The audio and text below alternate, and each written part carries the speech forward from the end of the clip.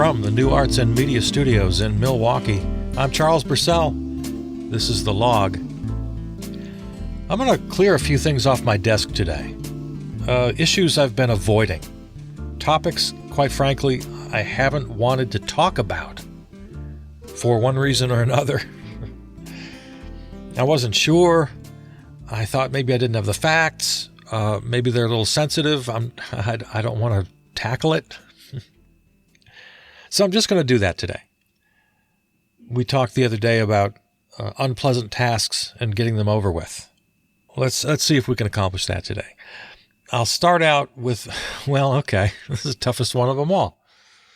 I had a listener ask me my opinion on Woody Allen, because I mentioned Woody Allen in a recent podcast, just very much in passing.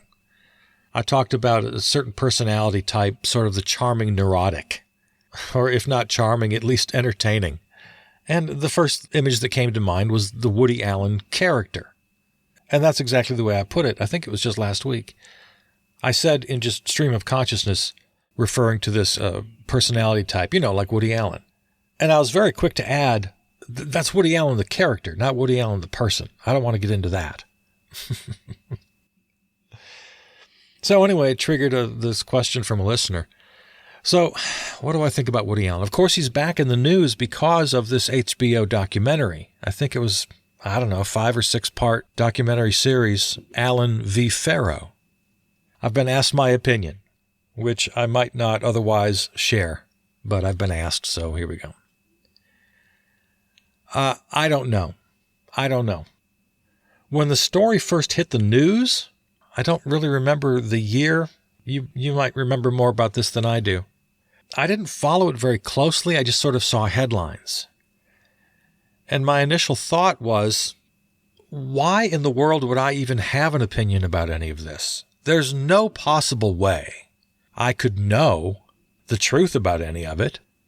We've got investigative reporters. We have the police. We have psychologists. We have lawyers. We had all these different people intimately involved with the case. For me to weigh in seemed unthinkable, ridiculous. Why would I weigh in? I don't know. If it did happen, horrible, tragic, especially for that poor young girl. If it didn't happen, horrible, tragic for this great artist. So I felt kind of comfortable just laying out. I didn't talk to my friends about it. It wasn't dinner table conversation. Generally speaking, I think this is something kind of odd that we do, that we feel we should even have an opinion about issues that have nothing at all to do with us. But there are lots of stories in the news that have absolutely nothing to do with us. Now, on a larger scale, certainly we want to know about child abuse, child sexual abuse. We want to know about the inequities of the judicial system when it comes to these cases. So in that sense, I find it perfectly reasonable that one would be interested, and the HBO documentary did get into some of these layers, and I thought, to the benefit of anyone watching, great, we should know these things. We should be concerned about these things. But let's be honest. That's not where people are. They're into the salacious details. They're into the gossip factor. And I'm trying to think off the top of my head now of other cases. I guess maybe the most recent case would be the Meghan Markle story, where there are some aspects to the story that, yes, indeed, any decent person should be interested in. Systemic racism, lack of support for those in mental health crisis. Go back to one of the more sensational stories in the last several decades, and that, of course, the O.J. Simpson trial.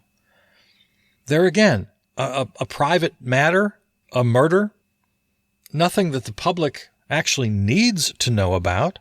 But over the course of the trial, issues of systemic racism within the police, certainly that was an area the defense counsel wanted to explore. Trying to think back now. And I'm not really remembering anything else in that trial that anyone really needed to know except the parties involved.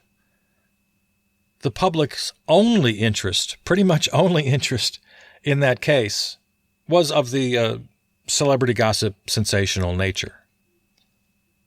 Now, the verdict is another story. Now we have, again, it crosses that line into genuine public discourse. And that was the reaction to the verdict. Then I got very interested to see the reaction, and especially to hear those person on the street interviews. What did you think about the verdict? And this great chasm between the black and white communities. Now we've got something that makes a difference in all of our lives. All of us as a collective, as a group, trying to live together in this so-called democracy. Yeah, we ought to think about these issues. Why is it that great numbers of black folks watching the verdict on live television burst into cheers and leaped out of their chairs, while the split screen showed large white audiences in shock, aghast, in horror? That's something we got to know about. So you might think of some other examples, but here we are with the Woody Allen thing. I hope this doesn't sound like I'm running away, like it's a cop-out, but to a large extent, it's none of my business. I have no way of knowing the truth. I suppose I could, like some people have, just get obsessed with it and read every word of every transcript and see every documentary and news report and go back and just get all interested like it's a hobby. And at the end of that process, I imagine I'd have an opinion. Based on what I do know, just from the limited amount of knowledge I have, I have an opinion, and I hesitate to even say it because it's not worth anything. The opinion is I think he did it. But my opinion is so worthless, it's beyond worthless. And even my opinion is a little murky. You might be disappointed to hear me say that. Is it possible that Woody Allen and his argument is the actual truth? That he did nothing wrong? That Mia Farrow coached her daughter? You might get angry with me for saying this, but I don't know. Is there a sliver of a chance that that's true? I suppose. I guess the bottom line is we ought to put our attention where it'll do some good. Unless I'm a prosecutor or a defender or I'm a person on the jury, my final verdict means nothing. And I, as an individual, should put my focus on the things that matter. And that goes back to what I said, the larger issues that are revealed through cases like this. For example, whether or not women are believed when they bring charges of harassment or abuse, or worse. And here we get right to the heart of why I didn't want to talk about this. Because it's too difficult to admit. But the fact is, we have to believe women, but that cannot be a legal standard. And that breaks my heart to say that. A woman cannot accuse a man of a crime and let that be the only evidence necessary. Well, the accusation is enough. We have to believe women, so we believe you, so out he goes. It's a terrible dilemma that crimes like this are so difficult to prove. Now let's take the case of Brett Kavanaugh. Based on what I was able to see as a private citizen, I found Christine Blasey Ford's account and her testimony entirely credible. Even Republicans on the Senate committee, every one of them said, yeah, that was powerful testimony. But this wasn't a criminal trial. If in everyone's mind in that Senate committee room, if everyone found him guilty, Brett I like beer Kavanaugh, he wasn't going to jail. He was just going to go back home to his whatever he was doing, his very comfortable life in the law. He was going to be denied a Supreme Court seat, which is held, I might remind you, by only 9 people in the entire nation. It's not like he had a right to it. He wasn't entitled to it. It's only 9 damn people in the whole damn country. So my position there was, based on what we saw and what we heard, it was crazy to give this guy a seat on the highest court. And you could toss out anything else that happened and just look at those 15, 20 minutes that he spent spitting and crying and shouting and calling Democrats every name in the book, left-wingers, radicals, completely unsuited for the court. So that was just a no-brainer. That was a slam dunk. To put him on the court was a ridiculous outcome. So that's a case of myself and you as citizens in a so-called democracy. Yes, we should have opinions. Sensational court cases, O.J. Simpson, Woody Allen, we don't have to have an opinion. Our opinion is just part of the noise. At this point, all I can do is wish everybody the best, that everybody heals, that everybody lives good, healthy, long lives. If anyone has any need for confession or some sort of redemption, Woody, then I wish that for you. I wish everybody the best. And to the extent that a story like this opens up greater issues, as I've mentioned, support for victims, any legal reform that might be appropriate after a high-profile experience like this one. So that's my opinion about Woody Allen. And of course, it obviously brings me to something I've purposely not been talking about, and that's Andrew Cuomo. For many of the same reasons.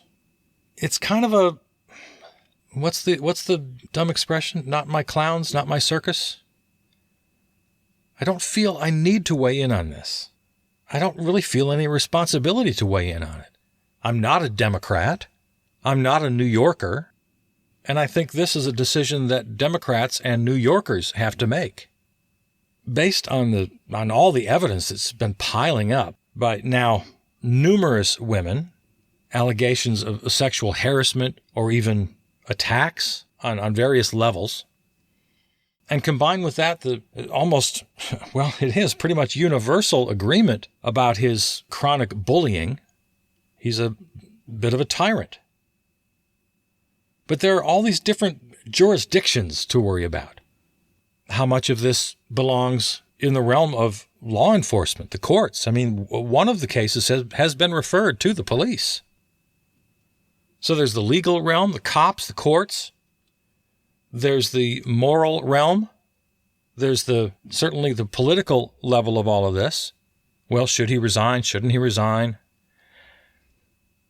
This is something that's always made me pretty uncomfortable.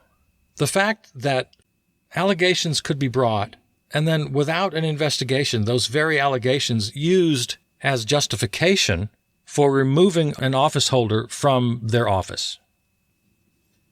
So here we have a defiant governor of a large state saying that allegations alone aren't enough for him to resign. So I guess here my bottom line is I would like the appropriate jurisdictions to do their thing. I think it's right that his fellow Democrats are speaking out one way or another. It's their family. It's their circus. Their clowns. I think it's right that the police investigate certain allegations. I think it's right that there be some sort of investigation within whatever powers the state legislature has. If there are ethics committees, or I'm not exactly sure how it works, but certainly there are mechanisms within government, within every government, state, federal, otherwise, to investigate these sorts of things. And at the risk of sounding cowardly, I want to let myself off the hook. I don't think my opinion means anything. And to weigh in is just to add to the noise. If I were a citizen of New York, based on everything I know, yeah, I'd say it's time to resign. Absolutely. Kind of like I said about Kavanaugh. You're not entitled to the job. There are 50 governors in the whole damn country. You don't have to be one of them. This is not carved in stone. So there you go. I think Woody Allen is probably guilty, but I don't feel it's necessary for me to even have an opinion on that verdict. The larger issues raised within the story, yes. As a citizen, I want to advocate for any reform that might be needed in family courts, in women's rights, sure. And Governor Cuomo, yeah, the way things stand today, as I speak, It looks like he ought to resign, but I don't feel a real compelling need to shout that from the rooftops. I'd really much rather see the relevant players, from the women themselves to New York voters to the governor himself and his Democratic colleagues. There are lots of constituencies here who are impacted and should have a voice. I'm not one of them. And I'll just one final thought on this, kind of getting back to entitlement. Just to sort of reiterate, people in high positions, whether they're office holders, governors, presidents, senators, or celebrities of one kind or another, not one of them is entitled to their job. They have to earn it, and then they have to earn it every single day. And if you can't stand up in front of your constituents or your fans or whatever and make the case that you've earned your current status and you continue to earn it every day, well, then just step aside. And then their constituents or fans have every right to withdraw their support, to kick them off their pedestal, to disband the fan club, to boycott their movies, to call for resignation. It seems once anybody gets hold of their position and the power that it affords them, they don't want to let go. They just hold on for dear life. So I guess I'm just saying that the position that anyone holds in and of itself, that position shouldn't be used as an argument to hold the position. If you're done, you're done. Woody Allen's movies are already in the can. They're there forever. Governor Cuomo, nobody says you have to have power tomorrow just because you have it today or you had it yesterday. That's not an argument. You have to earn it. You have to earn it. Every day. While we're in the realm of celebrities and politicians here, doing odd and horrible things, let me mention a couple others quickly. Meghan McCain from yesterday's The View. And she said one of the dumbest things I've heard in a long time. They were talking about vaccine hesitation, which is a problem. And you may have seen it crop up in the news here that half of all Republican men say they're not going to take the vaccine, and nearly half of all Republicans. And this is a problem. We need everybody to take it in order to get herd immunity. Otherwise, this virus is going to have new life. So anyway, they're talking about hesitation. And, okay, it's Meghan McCain's turn to talk. And she plays a clip of Kamala Harris back before the election. She was asked in September of 2020, if a vaccine comes out quickly before the election, because remember, the Orange Menace was being very coy at that time. We might even have it before a very special date, if you know what I mean. Gross. So anyway, Kamala Harris was asked about this, and she said very honestly, I don't trust the president. I would really have to look way beyond his word for it. I'm going to want to know what everybody else says, the medical community, the independent researchers and labs. I'm not just going to take his word for it. Well, okay, Meghan McCain shows this clip in order to try to make this both sides argument. Well, at the time, Democrats didn't trust President Trump. And now Trump supporters don't trust President Biden. Same, both sides do it. How dumb is that? Come on. For whatever you think about Joe Biden, and I give my opinion about Joe Biden all the time, there's a lot I don't like about Joe Biden. But you know what? He's not a pathological liar. Is our short-term memory so poor that we don't remember that the Orange Menace was lying every single time he opened his mouth? Big lies, little lies, enormous lies about COVID, about treatments, about the vaccine, just whatever. He was lying about everything all the time. So of course we're not going to trust him. Of course we're going to want independent verification. So for a conservative or a Republican today to point to that and say, well, it's only reasonable then that Republicans and conservatives don't trust President Biden. No, there's no comparison to be made at all. And I bring this up today because it's things I don't want to talk about. And I don't want to talk about Meghan McCain and The View. And then just one more, speaking of stupid celebrities. I should probably cultivate my on-air feud with Bill Maher. It would really be great if he'd participate. I wish he would say some nasty things about me sometimes. Well, Bill Maher said the dumbest thing I've ever heard out of his mouth. And I should remind you, I think Bill Maher is kind of funny at times. I used to be almost a fan. He's always been sort of this libertarian lefty, which that's kind of what I call myself, a libertarian lefty. But anyway, but Bill Maher's libertarianism has really taken hold as he gets older. And it's very much outshining his liberalism now. And he said on a recent show, I think it was his most recent show, he was railing about communism. And I was a little confused, like, why? Where is this a problem for us? He said, we don't want to go back. We've tried it. We don't want communism. We've tried it, and it doesn't work. And he had me just baffled for a while. I was very confused. Who are you talking about? Who's this we? Are you talking about socialist mayors in Milwaukee? Oh, there's another great topic. Do an internet search on Milwaukee socialist mayors, and you'll find the most wonderful stories. No, it's not. And that's not that. I got a little clue when he said, we tried it for 70 years. 70 years? That was the length of the Soviet Union. Is that what you're talking about? Yeah, turns out that's what he was talking about.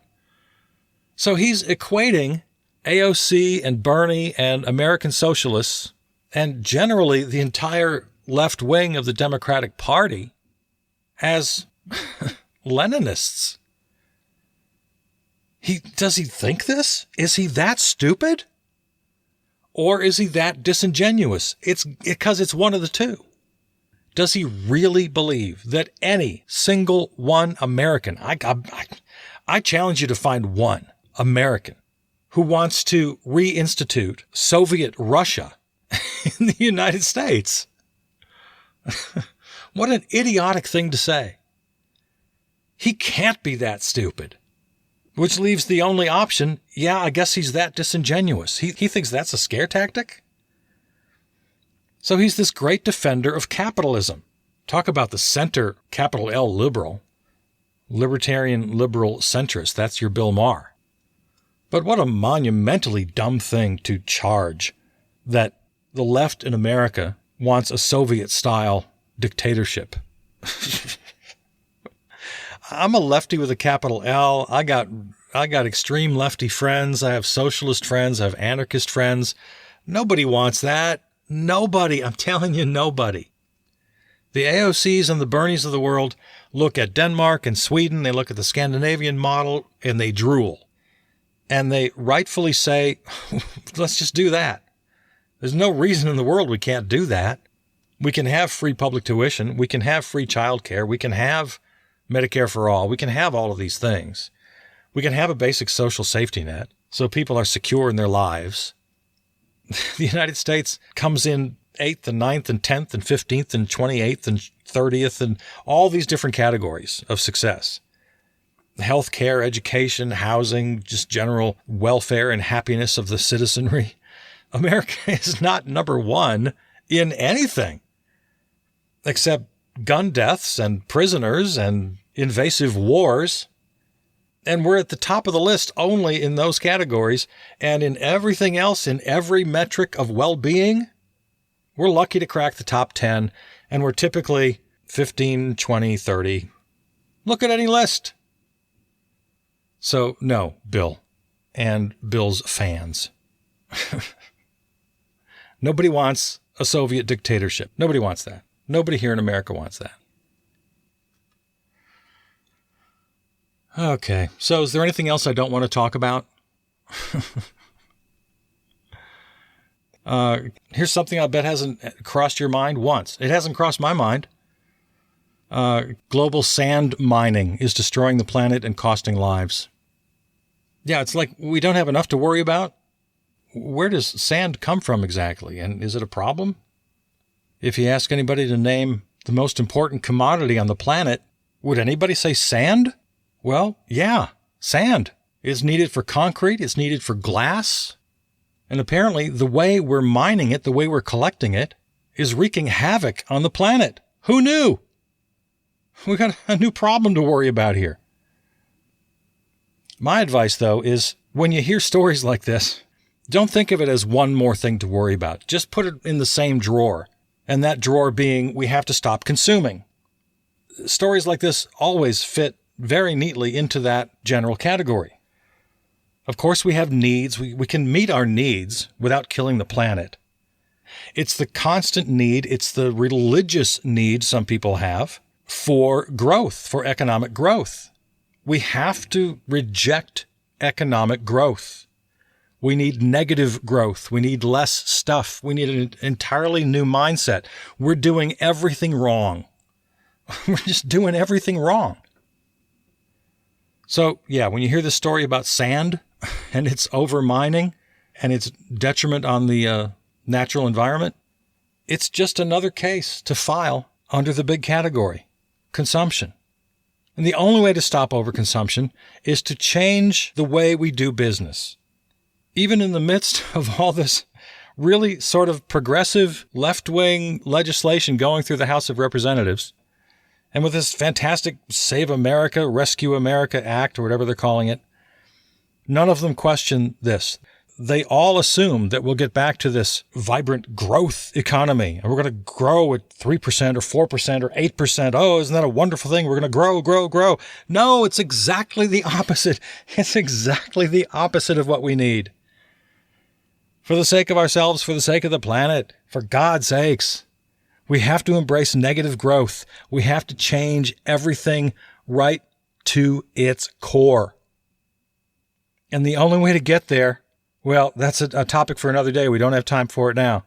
And it's the biggest topic there is. How in the hell do we get there? If you're somebody who still believes we can get there through electoral politics, and bless my soul, I guess I still advocate for that. But if it's going to be electoral politics, we just have to go left and left and left and left and left until we get there. If it's not electoral politics, now we're talking anarchy. Actually, that reminds me of one of the other topics I didn't want to talk about today, but I didn't get around to it, and that is Portland. We got to talk about what's happening in Portland and about anarchism generally. We have to talk about this. All right. I hate to promise things and not follow through, so I guess I've backed myself into a corner. We'll get to those things soon, I promise. All right. Shall that be it? Let's close the book on today. Today was talking about things I didn't want to talk about. I bit the bullet, and I did it. And I'm glad I did, and I feel better. All right. God, have a great day. I love you. I'm Charles Purcell.